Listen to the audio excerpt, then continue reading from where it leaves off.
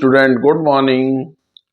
अभी तक हम लोग जो है इलेक्ट्रोलिसिस का एक पोर्शन कंप्लीट कर चुके हैं, जिसको हम लोग इसमें स्टडी किए थे क्वालिटेटिव एनालिसिस में।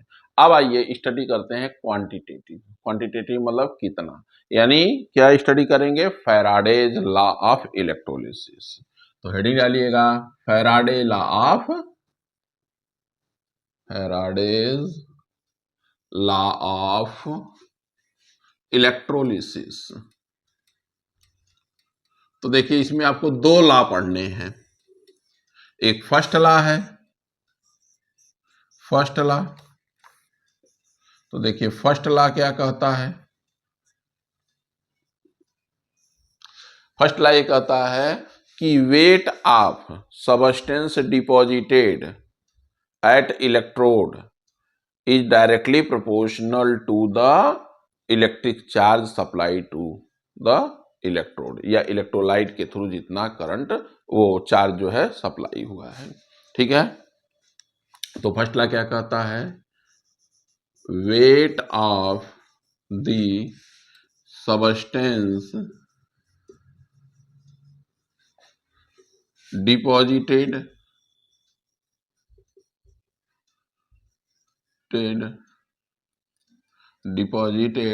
या उसके थ्रू जो रिलीज हुआ है, और रिलीज्ड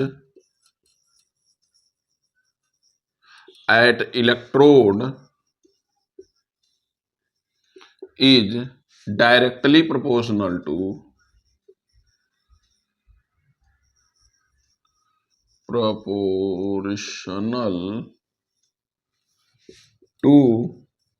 द चार्ज सप्लाई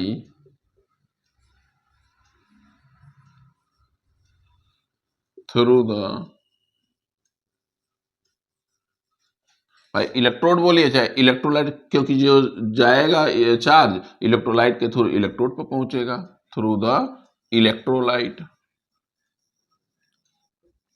यानी W is directly proportional to Q।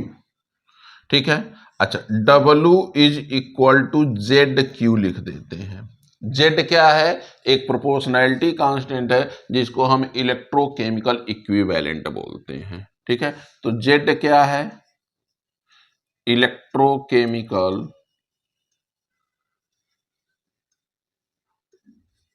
Equivalent है।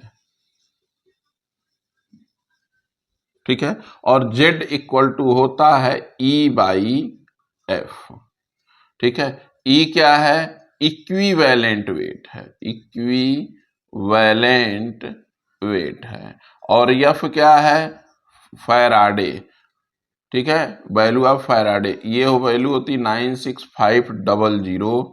यानी इक्विवेलेंट वेट में 96500 से जब डिवाइड कर देंगे तो वही इलेक्ट्रोकेमिकल इक्विवेलेंट हो जाता है। ठीक है, तो हम इस फार्मूले को और एक्सपेंड कर सकते हैं। ZQ इक्वल टू क्या होता है? IT होता है, तो IT। ठीक है, W इक्वल टू ZIT। ठीक, अच्छा अब आइए, I जो है क्या है? ये करंट है और ये एम्पियर में रहना चाहिए, और टाइम T जो है ये समय है और ये सेकंड में रखिएगा।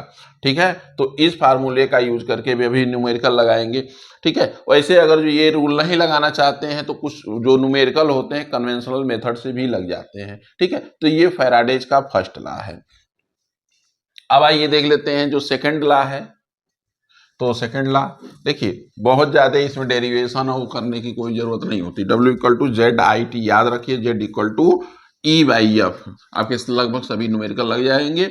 और W is directly proportional to E। ठीक है, अभी वो भी लगा देते हैं।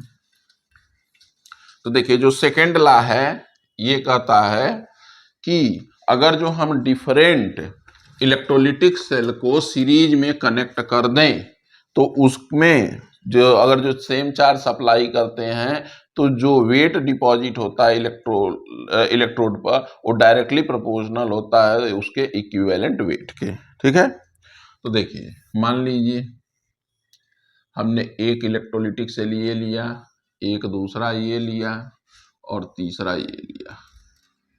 ठीक है, तो मान लीजिए हमने इसको सबको क्या किया, सीरीज में कनेक्ट कर दिया। चलो बाबू कनेक्ट कर दो।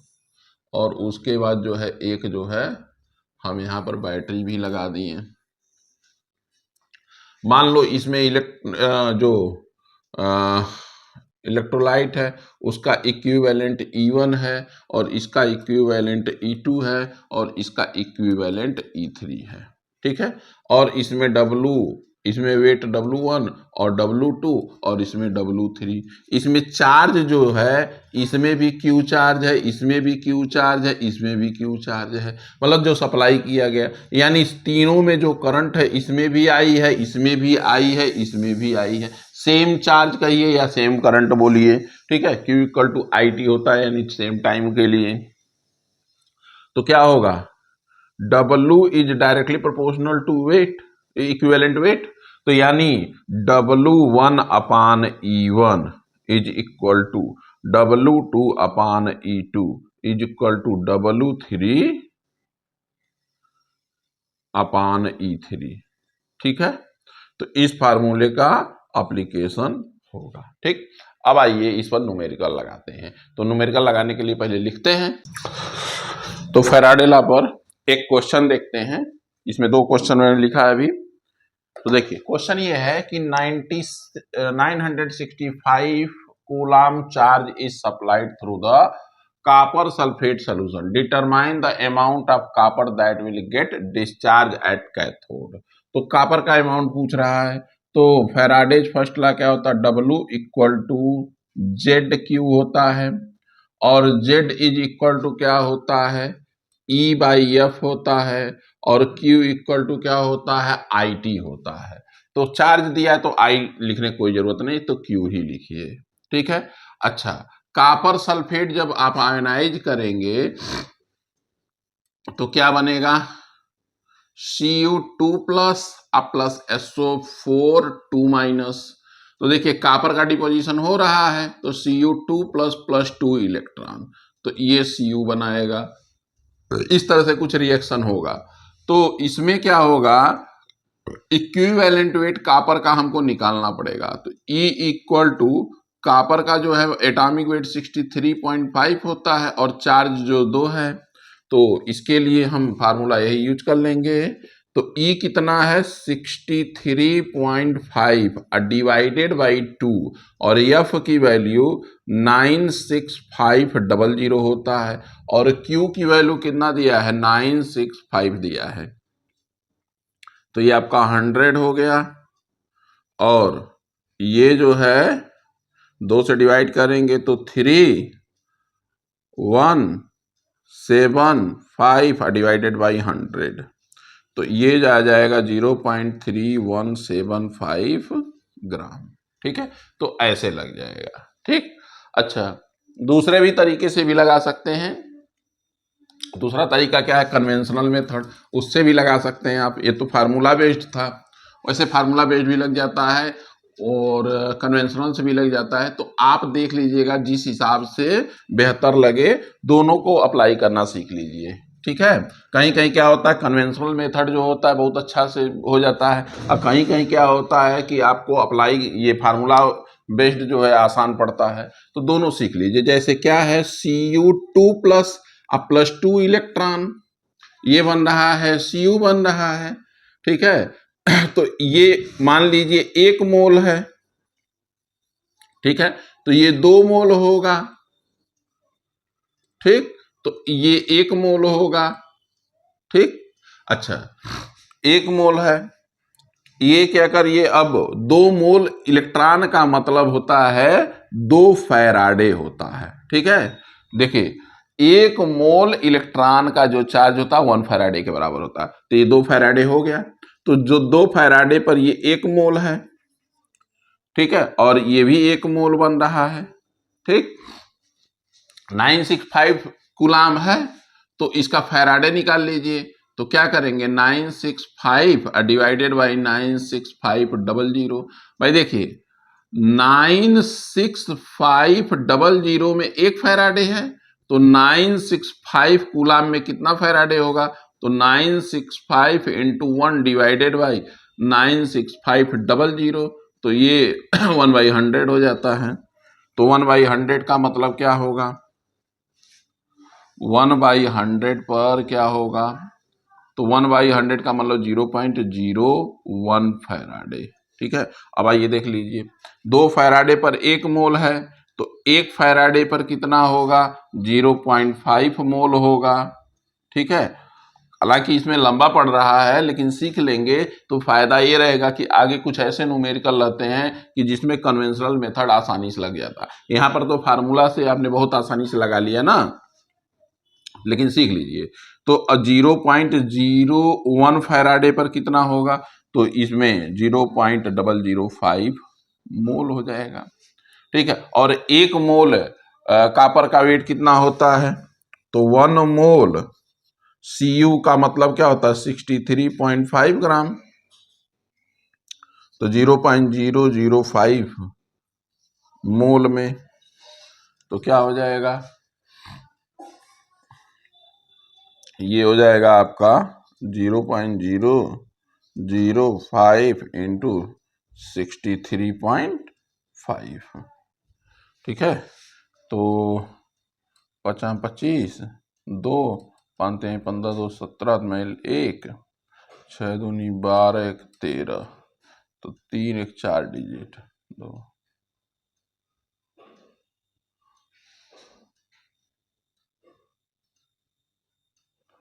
एक मिनट, 50 25 5 15 2 17, हाथ मेले 5 31 1 31 होता है ना।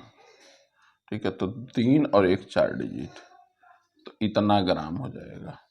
ठीक है, तो इस क्वेश्चन के लिए अगर जो देखा जाएगा तो कन्वेंशनल मेथड थोड़ा सा लंबा पड़ता है, लेकिन इस फार्मूले मतलब तरीका सीख लीजिए। ठीक है, अब आइए, ये तो तरीके से इस उतना ही देखिए आ गया, फिर जो है इस क्वेश्चन के लिए देख लीजिए कितना आएगा।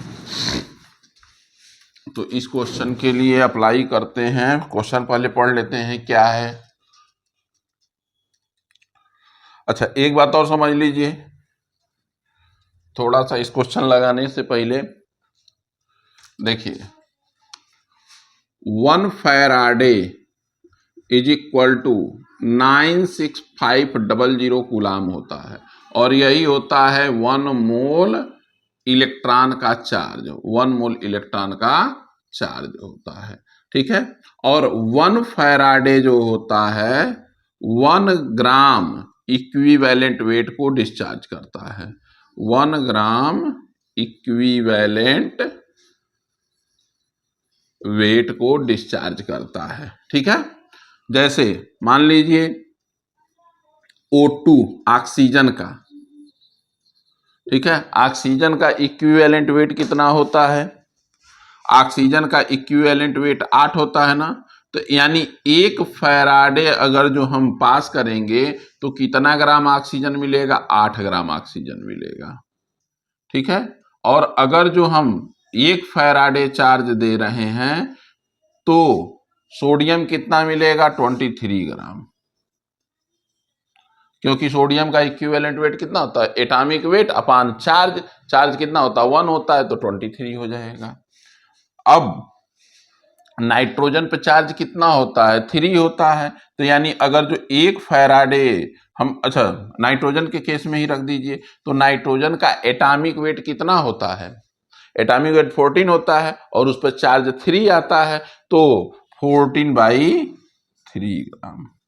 ठीक है, अच्छा उसके बाद फिर एल्युमिनियम का देख लीजिए, एल्युमिनियम का जो है ना क्या होता है, 13 एल्युमिनियम 27 होता है। ठीक है, तो देखिए 1 फैराडे जो है चार्ज जो है क्या करेगा, 9 ग्राम एल्युमिनियम को डिस्चार्ज कराएगा। ठीक है, तो ये कुछ हमने लिखा दिया है, लेकिन ये जो है आप हर जगह अप्लाई कर सकते हैं कि 1 फैराडे जो है 1 ग्राम इक्विवेलेंट वेट के बराबर होगा। ठीक है, वो 1 ग्राम इक्विवेलेंट वेट जो है सबस्टेंस को डिस्चार्ज करेगा। चलिए देखते हैं। अच्छा, हाइड्रोजन का एटॉमिक वेट कितना होता है, भाई देखिए 1.008 तो होता ही है, लेकिन क्या करते हैं 1 मान लेते हैं उसके केस में। ठीक है, क्वेश्चन देखिए, 1930 coulomb charge is supplied through dilute sulphuric acid, determine the mass of hydrogen liberated at cathode. तो देखिए फार्मूला यही लगा दीजिए, W equal to Z Q, और W equal to Z equal to क्या होता है E/F इंटू क्यू। तो W पूछ ही रहा है, और इक्विवेलेंट वेट हाइड्रोजन के केस में, तो इक्विवेलेंट वेट क्या होता है, एटॉमिक वेट जो 1.008 होता है अपान चार्ज, हाइड्रोजन पे चार्ज 1 होता है तो 1.008 हो जाएगा इक्विवेलेंट वेट। तो 1.008 डिवाइडेड बाई ये फैराडे 96500, और Q की वैल्यू 1930 है। ठीक है, देखिए कट रहा है। अच्छा, इसको जो है हम इस तरीके से कर दें, 1.008 इंटू 193 डिवाइडेड बाई, हम इसको 96 ऐसे ही लिख दें इंटू 100 ऐसे कर दें, तो ये देखिए 2 बार हो जा रहा है। ठीक है, और ये 100 हो जाएगा, तो ये आपका हो जाएगा 2.016 डिवाइडेड बाई 100, तो ये आ जाएगा 0.02016 ग्राम। ठीक है, तो ऐसे भी लग जाएगा, और लगाना चाहते हैं कन्वेंशनल मेथड से, उससे भी लगा सकते हैं। ठीक है, इसको नोट कर लीजिएगा आप। ठीक है, पॉज करके। ठीक, अब आगे बढ़ते हैं, दूसरे कन्वेंशनल मेथड से भी इसको सॉल्व कर लेते हैं। भाई देखिए दूसरा मेथड इसके लिए भाई हो क्या रहा है, H प्लस इलेक्ट्रॉन बना रहा है क्या H2। ठीक है, हाइड्रोजन का Ab2 है, Ab2 है, तो ये 2 मोल है, तो 2 मोल के लिए 2 फैराडे चाहिए, और 2 मोल फैराडे के लिए 2.016 ग्राम हो जाएगा। भाई एक हाइड्रोजन का वेट 1.008 होता है ना, तो 2 का, तो अब आइए कितना फैराडे दिया गया है, 1930 कूलाम दिया गया है।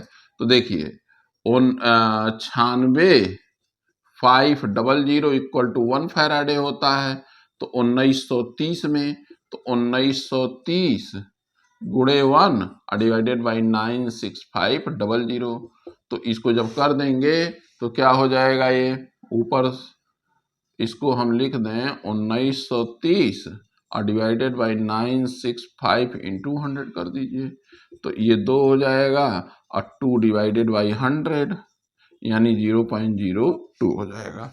ऐसे भी लगा दीजिए, तो कितना फैराडे हो गया, 0.02 फैराडे, तो 2 फैराडे पे 2 ग्राम है, तो 0.0 पर तो 2 0 लगा दीजिए, 016 ग्राम। देखिए वही आंसर आ गया। तो कन्वेंशनल से भी लगा सकते हैं, और आप फार्मूला भी अप्लाई कर सकते हैं। ठीक है, फिर आइए नेक्स्ट क्वेश्चन लिखते हैं। अभी क्वेश्चन देखते हैं।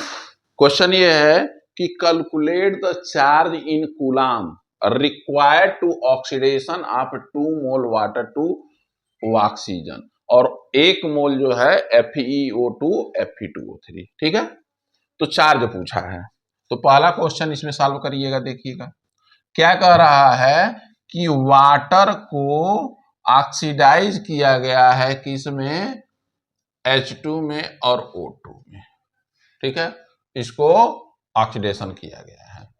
ठीक है, यानी ऑक्सीजन इसका इलेक्ट्रोलिसिस किया गया है। ऑक्सीडेशन नहीं कह सकते हैं, इलेक्ट्रोलिसिस कह दीजिए, ज्यादा बेहतर रहेगा, क्योंकि ऑक्सीजन निकल रहा तो उसका ऑक्सीडेशन कहां से होगा। ठीक है, तो रिक्वायर्ड फॉर इलेक्ट्रोलिसिस। ठीक है, तो इलेक्ट्रोलिसिस कर लीजिए। तो इलेक्ट्रोलिसिस कराएंगे तो देखिए 1 मोल वाटर से कितना ऑक्सीजन, अच्छा ये 2 कर दीजिए, बैलेंस कर दीजिए, 2 हो गया। तो देखिए 2 मोल से कितना मिल रहा है, 1 मोल ऑक्सीजन मिल रहा है। ठीक है, तो 2 मोल वाटर है और 1 मोल ऑक्सीजन मिल रहा है, और ऑक्सीजन क्या मॉलिक्यूल के फॉर्म में मिल रहा है, तो इसका वेट कितना हो जाएगा, 32 ग्राम आएगा कि नहीं आएगा। ठीक है, अब फार्मूला लगा दीजिए, तो कितना आ रहा, 32 ग्राम आ रहा है, तो W इज इक्वल टू क्या होता है, E बाई एफ और इंटू क्यू। अरे W equal to Z Q होता है तो जेड की जगह E/F लिख दीजिए। तो 32 ग्राम और E जो है ऑक्सीजन का इक्विवेलेंट वेट 8 होता है और ये F और ये Q। ठीक है, तो Q इज इक्वल टू क्या हो जाएगा 32 डिवाइडेड बाई 8 इंटू एफ यानी 4F। 4 फैराडे चाहिए और 1 फैराडे की वैल्यू कितनी होती है, इसमें मल्टीप्लाई कर दीजिए 4 इंटू 96500 इतना कूलाम। ठीक है, अब सॉल्व कर लीजिएगा तो 9 चौक 36 कितना आएगा देख लीजिए। ये कूलाम है, शून्य हो जाएगा, शून्य हो जाएगा, 4 25 20, 7 में 2, 24 2 26, 2 9 चौक 36 दिन 38 इतना कूलाम जो है चार्ज जो है लगेगा। ठीक है, अब इसको और भी कर सकते हैं, 2 2 4 1 5 is equal to 3.86 into 10⁵ coulomb. ठीक है, तो ये ऐसे भी लग सकता है। तो फार्मूला से तो आपने ऐसे लगा दिया। अब इससे जो है कन्वेंशनल मेथड से भी लग जाएगा। तो कन्वेंशनल में क्या करेंगे कि भाई देखिए O2- ये किस में कन्वर्ट हो रहा है, ऑक्सीडाइज हो रहा है O2- O में, तो ये 2 हो जाएगा तो ये O2 हो जाएगा। ठीक है, तो ये कितना ग्राम है, ये 16 ग्राम है। सॉरी, इसमें कितना इलेक्ट्रॉन निकल रहा है, 4 इलेक्ट्रॉन। ठीक है, तो ऐसे भी लगा सकते हैं 4 इलेक्ट्रॉन। तो 16 ये 1 मोल हुआ, ये 4 फैराडे हो गया। भाई 1 मोल इलेक्ट्रॉन का मतलब होता है 1 फैराडे, तो 1 मोल के लिए 4 इलेक्ट्रॉन, 1 मोल के लिए 4 मोल लग रहे हैं, तो 1 मोल के लिए 4 फैराडे होगा कि नहीं। ठीक है, तो 1 मोल ऑक्सीजन के लिए, और इक्विवेलेंट वेट कितना होता है, यानी 32 के लिए है, तो 8 के लिए पूछ रहा है, नहीं किसके लिए पूछ रहा है, हाँ 1 मोल के लिए है ना, तो 1 मोल के लिए 4 फैराडे ये हो गया। ठीक है, अब देखिए नेक्स्ट क्वेश्चन लगाते हैं। इसी में दूसरा क्वेश्चन है, तो दूसरा क्वेश्चन में आप फार्मूला नहीं डायरेक्ट कन्वेंशनल मेथड से लगाएंगे, तुरंत लग जाएगा। फार्मूले से भी लग जाएगा, लेकिन फार्मूला थोड़ा सा उसके लिए आपको लंबा सोचना पड़ेगा, एटॉमिक वेट और सब निकालना पड़ेगा। ठीक है, तो देखिए क्या हुआ है, FeO कन्वर्ट हुआ है किसमें, Fe2O3 में। तो आप ऐसे मत देखिए, आप इसको डिसोशिएट कर लीजिए। Fe2+ कन्वर्ट हुआ है किसमें, Fe3+ में, अब प्लस इलेक्ट्रॉन। ठीक है, तो 1 मोल FeO को, तो भाई देखिए 1 मोल के लिए कितना इलेक्ट्रॉन लग रहा है, 1 फैराडे हो गया, ये भी 1 मोल है। ठीक है, तो 1 फैराडे चार्ज लगेंगे, इसमें कुछ सोचना ही नहीं है। फार्मूला से लगाना चाहते हैं, फार्मूला से भी लग जाएगा, लेकिन उसमें आपको वेट पता रहना चाहिए, इक्विवेलेंट वेट पता रहना चाहिए। ठीक है, तब आपको लगा पाएंगे। ठीक, तो 1 फैराडे, और फैराडे का मतलब 96500 कूलाम। ठीक, ये क्वेश्चन लग गया आपका। अच्छा, एक क्वेश्चन और है, a solution of copper sulphate solution, देख लेते हैं इसको भी, लगे हाथ लगा देते हैं। देखिए, a solution of copper sulphate is electrolyte for 10 minute, यानी टाइम इक्वल टू कितना दिया है 10 मिनट, और यहीं सावधान हो जाइए, इसको सेकंड में कन्वर्ट कर लीजिए, 10/60 यानी 600 सेकंड। ठीक है, विथ ए करंट ऑफ, तो I इक्वल टू कितना दिया 1.5 ampere. What is the mass of copper deposited, यानी W इक्वल टू पूछ रहा है। At cathode molecular mass of copper is 63.5, यानी मालिकुलर मास जो है 63.5 दिया है। और कॉपर जो होता है किस फॉर्म में है, कॉपर सल्फेट के फॉर्म में है, यानी ये Cu2+ से कन्वर्ट हो रहा है किसमें, Cu में, यानी इक्विवेलेंट वेट जो है क्या हो जाएगा 63.5 डिवाइडेड बाई 2 हो जाएगा। ठीक, अब आइए लगा दीजिए, W इक्वल टू क्या होता है ZIT, और जेड इक्वल टू क्या होता है E/F IT। डब्लू तो ही पूछ रहा है ना, हाँ तो डब्लू पूछ रहा है, तो E जो है 63.5, E इक्वल टू क्या हो जाएगा 63.5 divided by 2 into F into I 1.5 और टाइम कितना है 600, कर दीजिए, ये कितना हो जाएगा, ये 31.75 हो जाएगा डिवाइडेड बाई AF, ठीक है, और ये 15 छक्का 90, ये 900, ठीक है। अब ये जो है आप कर दीजिए, मल्टीप्लाई कर दीजिए, F से डिवाइड कर दीजिए, करते रहिएगा।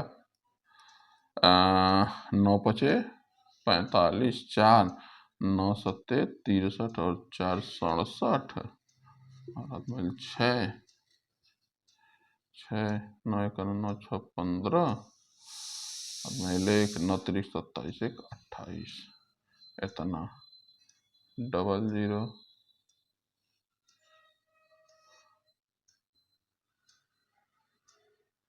900 में इतना, तो ठीक है, डिवाइडेड बाई F। तो इसमें 28575 में ये 1 फैराडे है, तो 1 फैराडे को 96500 से डिवाइड कर दीजिएगा इसको, ठीक है। अब आपका ये वेट ग्राम में आ जाएगा, ठीक है। तो ये आपका यही पूछा है ना कॉपर सल्फेट का। चलिए क्वेश्चन देखते हैं, हाँ तो चलिए नेक्स्ट क्वेश्चन देखते हैं। क्वेश्चन ये है, find out charge in coulomb on 1 gram ion of N3-, यानी 1 ग्राम आयन N3-, इस 1 ग्राम आयन का मतलब हो गया 1 मोल होता है, ठीक है। तो 1 मोल पर कितना चार्ज होगा N3-, तो 1 पर 3 इलेक्ट्रॉन है, तो 1 मोल पर कितना होगा 3 मोल इलेक्ट्रॉन होंगे, और 3 मोल इलेक्ट्रॉन का मतलब होगा 3 फैराडे चार्ज होगा, और 3 फैराडे चार्ज का मतलब 3 इंटू 96500, ये कूलाम हो जाएगा, ठीक है। आगे सॉल्व कर लीजिएगा अब, ठीक। अब आइए फिर देखते हैं नेक्स्ट क्वेश्चन। नेक्स्ट क्वेश्चन ये है कि दिया है कि same amount of charge is supplied through the solution of AgNO3 copper sulphate, यानी एक साल्ट जो है Ag+ है और एक जो है Cu2+ है। अच्छा 3.175 gram copper get discharge, determine the mass of the silver liberated, यानी कॉपर का वेट दिया है और सिल्वर का पूछ रहा है, तो वही फैराडे सेकेंड लॉ का है, तो फैराडे सेकेंड लॉ के अकॉर्डिंग लगा दीजिए। तो क्या होता है W1 यानी WAG upon EAG equal to होगा WCU अपान ECU, ठीक है।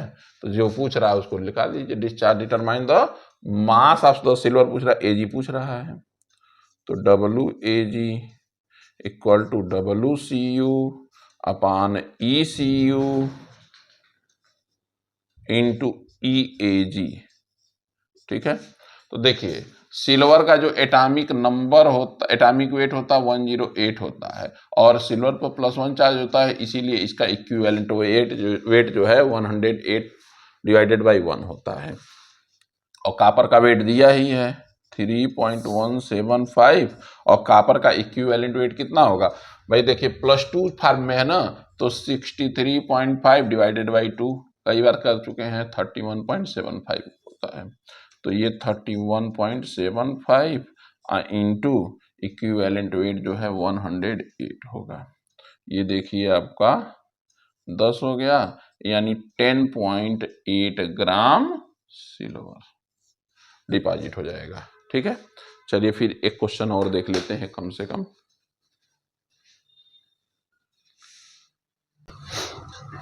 देखिए फैराडे लॉ पे एक क्वेश्चन और है, if same amount of charge is supplied through the solution of silver nitrate, copper sulfate and aluminum chloride, determine the ratio of moles of silver, copper and aluminum which get discharged at different electrode। तो कौन कौन discharge हुआ है, charge जो है सब में same दिया गया है। तो देखिए पहला जो है Ag है, तो Ag +1, तो +1 इलेक्ट्रॉन ये कन्वर्ट हुआ है Ag में। तो देखिए 1 मोल, तो ये कितना हो जाएगा 1 फैराडे और ये 1 मोल, ठीक है। अच्छा उसके बाद फिर जो है Cu2 प्लस 2 इलेक्ट्रॉन इसमें लगेगा, तो Cu में कन्वर्ट हुआ है। तो देखिए 1 मोल तो 2 फैराडे लग रहा है ना, तो इससे जो है 1 मोल बन रहा है Cu। चूंकि चार्ज सेम है तो सब में सेम चार्ज कर दीजिए, इसके लिए भी 1 फैराडे कर दीजिए। तो 1 फैराडे में ये कितना मोल मिलेगा 1/2 मोल मिलेगा, ठीक है। एल्युमिनियम के लिए लिख लीजिए एल्युमिनियम 3 प्लस 3 इलेक्ट्रॉन, तो 1 मोल एल्युमिनियम। तो देखिए 3 फैराडे पर 1 मोल मिल रहा है, तो 1 फैराडे पर कितना मिलेगा 1/3 मोल मिलेगा, ठीक है। तो सब में जो है चार्ज सेम है, तो देख लीजिए रेशियो ऑफ मोल्स कितना हो जाएगा भाई। देखिए पहले सिल्वर लिख लीजिए और फिर कॉपर का लिख लीजिए और फिर एल्युमिनियम का लिख लीजिए। तो देखिए 1 फैराडे पर जो है सिल्वर जो है 1 मोल है। अच्छा कॉपर जो है 1 फैराडे पर कितना है 1/2 मोल है, और एल्युमिनियम जो है कितना मोल है 1/3 मोल। अब इसको होल नंबर में कन्वर्ट करना है तो सब में 6 से मल्टीप्लाई कर दीजिए, तो ये 6 हो जाएगा, 3 हो जाएगा और 2 हो जाएगा, ठीक है। तो 6:3:2 हो जाएगा, ठीक।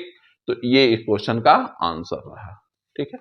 चलिए अब इसके लिए मतलब इस चैप्टर के लिए इतना रहने देते हैं, चैप्टर नहीं मतलब इस टॉपिक के लिए। और इसके बाद जो है इस चैप्टर में अभी बचा हुआ है बैटरी बचा हुआ है और कोरोजन बचा हुआ है। तो बैटरी जो है नेक्स्ट वीडियो में बनाते हैं, और अगर देखेंगे उसमें टाइम मतलब कम समय में बैटरी निपट जाता है, तो कोरोजन जो है उसी में पढ़ा देंगे, और नहीं तो कोरोजन जो है नेक्स्ट वीडियो एक और बना देंगे, ठीक। क्योंकि बहुत लेंथी वीडियो नहीं बनाना चाहते हैं अभी, ठीक। चलिए फिर मिलते हैं।